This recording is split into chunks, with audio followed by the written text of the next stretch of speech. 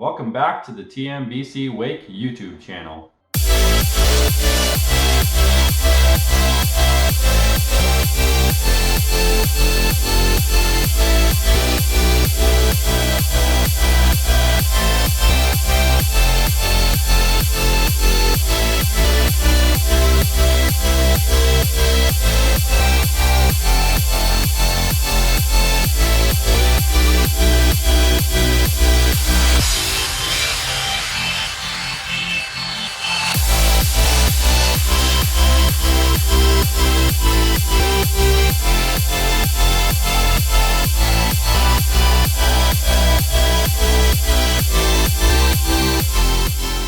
If you haven't entered the surfboard giveaway yet, make sure to get over to that video and get yourself entered. I'll put a link right above me, I'll put a link in the description below, and I'll put a link at the end of this video. Alright, so this is the second episode of my wakeboat ownership series, and this episode is basically going to be part 2 of my experience, just to further support my knowledge on the subject.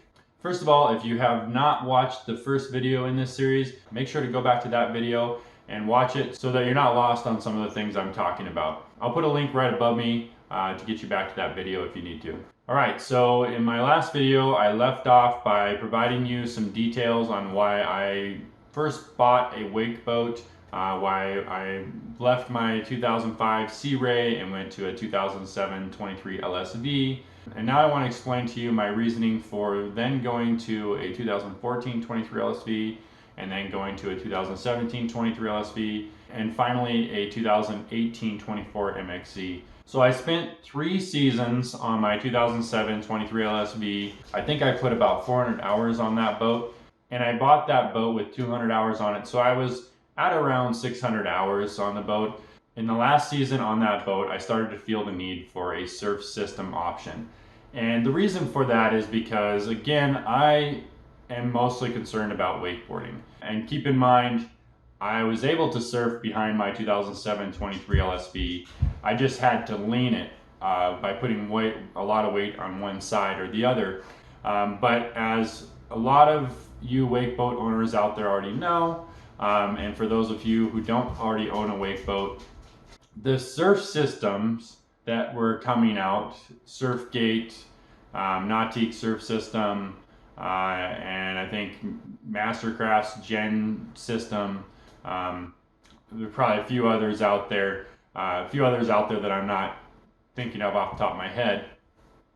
They were providing the ability to evenly weight your boat and just use the tab, extend the tab, and that would create the surf wave on one side or the other. This was huge for me because as a wakeboarder, I would go out, set up my weight. Normally I would have all my stock ballast tanks full, which was in my 23 LSV was 1,000 pounds in 4 different tanks, front, center, left and right rear. And I would have my wedge deployed at the most steep wake level on that boat. And I'd have my speed set to somewhere between 20 and 22. I can't remember what it was back then. And I would go wakeboard, and back then what I would typically do is take 2 or 3 wakeboard sets a day, depending on weather and what was going on that day. And basically I would take my set for somewhere between 15 minutes to an hour, and then somebody else would go, and then another person would go, and then eventually come back to me, I'd take another set, and then we'd do that whole thing again, and then, you know, if I wanted to take another set, I would. So in that scenario, most people that were coming on my boat were interested in surfing. And the problem became that to set up my boat for wakeboarding at the time, it took probably the better part of 20 minutes to a half an hour because I was filling bags. And I forgot to mention, I also had 2 fat sacks in both the rear lockers, and those were 1,500 pounds together. And then I had a fat sack for the front, which I think at the time was 400 pounds. I'd have the bags about 2/3 full. So that was my wakeboard setup. But for surfing, I had to typically empty everything on one side or the other. So in other words, the rear bag on the right or the left, and the stock tank on the right and the left, or on the right or the left, depending on which side you're surfing on. So that would take probably another 20 minutes or so, maybe even up to a half an hour, depending on the configuration. Sometimes I'd be emptying some of the front too. And back with that boat, I would then have to, drive a little bit to see what it was doing and then maybe do a little bit more adjustment. So it was probably a half an hour changeover. So in that scenario, if it was a deal where, I wakeboard, then maybe somebody else would wakeboard, then somebody wanted to surf, okay, half an hour setup for wakeboarding, half an hour setup for surfing.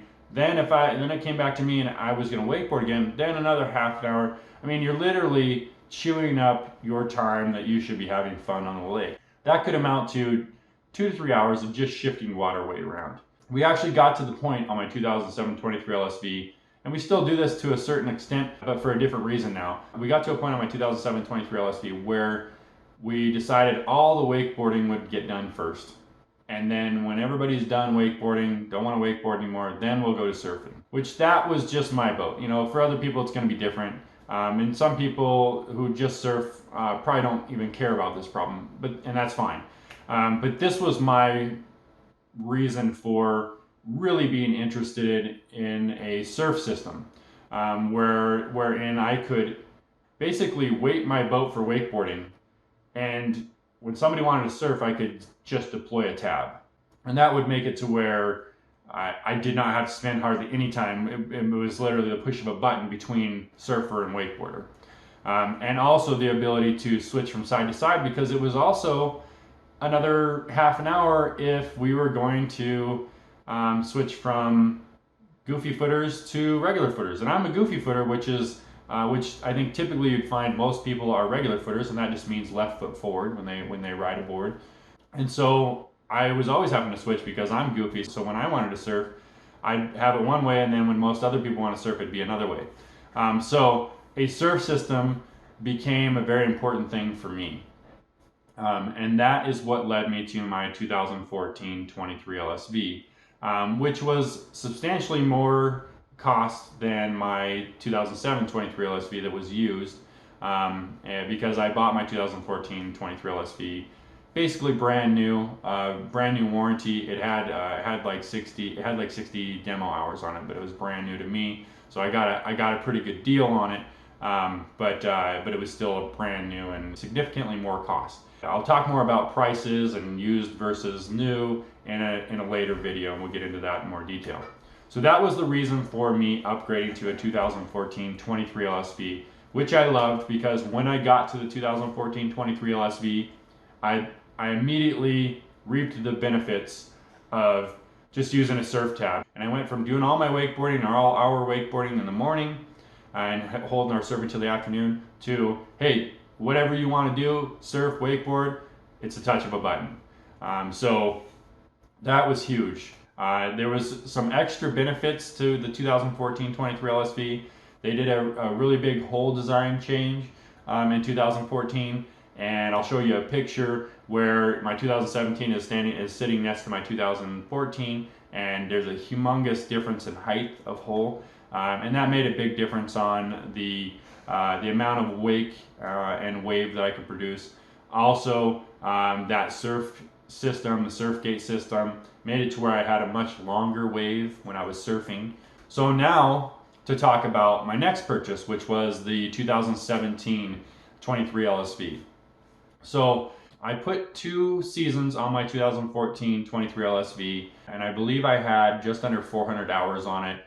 So I had put basically 330-ish hours on it in 2 seasons.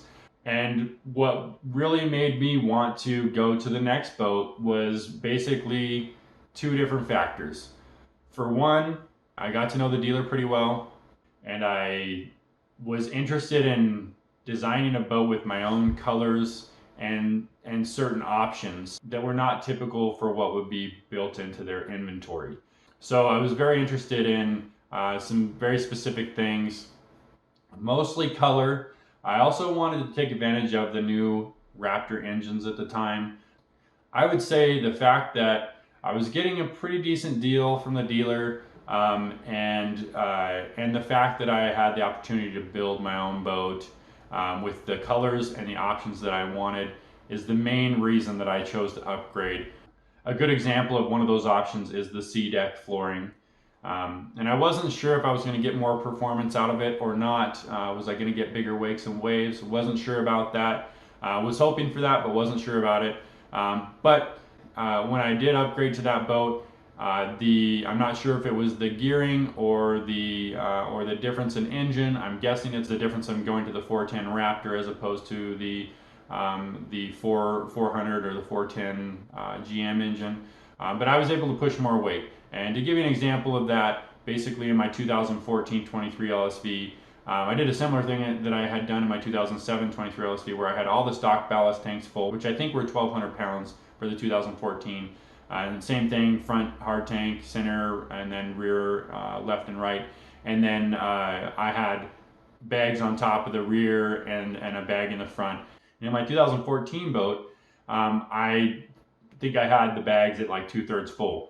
But in my 2017 23 LSV, I had all the bags completely full, and I actually ended up upgrading to a 600-pound bag for the nose of my 2017 as opposed to a 400-pound bag. And those were all completely full. So I was able to push more weight and therefore produce a bigger wake and wave. But in the end, I was a lot more happy with kind of the custom options I was able to put into it, including the sea deck, my colors, and a few other little things beyond that. But that was my main reasoning for upgrading to my 2017. Now, I only had my 2017 23 LSV for 1 year, and that's because I think for a lot of people who have owned a wake boat at all, you know, I think they idealize a particular boat out there. And for me, it's been a few different ones. But I would say that in the Malibu line, I always wanted a 24 MXC. And basically, kind of along the same lines of in my first video, I talked about how me and my wife had a discussion about, if you're gonna own a wake boat, you better do it now while you still have the ability to progress. Going to a 2018 24 MXZ was basically me getting to sort of my end goal of performance, getting to a top performing boat, and experiencing that while I could still progress. I would say for no other reason than that I decided to go to the 24 MXZ. I did expect it to have a bigger wake and wave, and it does, but it was a hefty jump from a 23 LSV to a 24 MXZ. I would say, without looking at numbers right in front of me, it was around a $40,000 jump. And $40,000 to me definitely would not justify the increase in performance that I gained from the 23 LSV to the 24 MXZ. There were a lot of benefits beyond that, though, that I enjoy with my 24 MXZ. One of those things being the pickle fork bow. The pickle fork bow is one of those things that is hard to justify, because when you compare a pickle fork bow boat to a traditional bow boat, you're always going to spend more money when it comes to a pickle fork bow. And the fact of the matter is even though everybody thinks, oh, I want that extra bow space, for most people, they're going to be in the cabin. They're not going to be in the bow. There's going to be times when you use the bow space, and it's more important to have extra space. But for the most part, you're mostly in the cabin. I would say, though, that my switch from the 23 LSV to the 24 MXZ, probably one of the biggest things that I wanted was, which you could not get on the 23 LSV, and you still can't, is a walk-through transom. For me, that was a really cool feature. I really liked it. I still like it today a lot.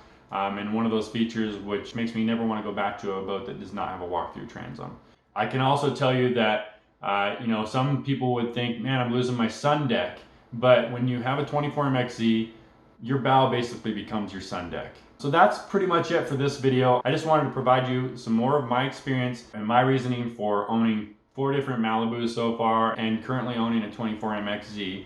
I'm excited to continue this series. It seems like I'm getting some pretty good feedback, so keep up the comments. I like to hear your ideas. I'll definitely consider those for future videos. But thank you for watching. If you enjoyed this video, please give it a thumbs up. If you're new to the channel, please subscribe and hit that notifications bell so you can be notified of future videos. I'll see you next week.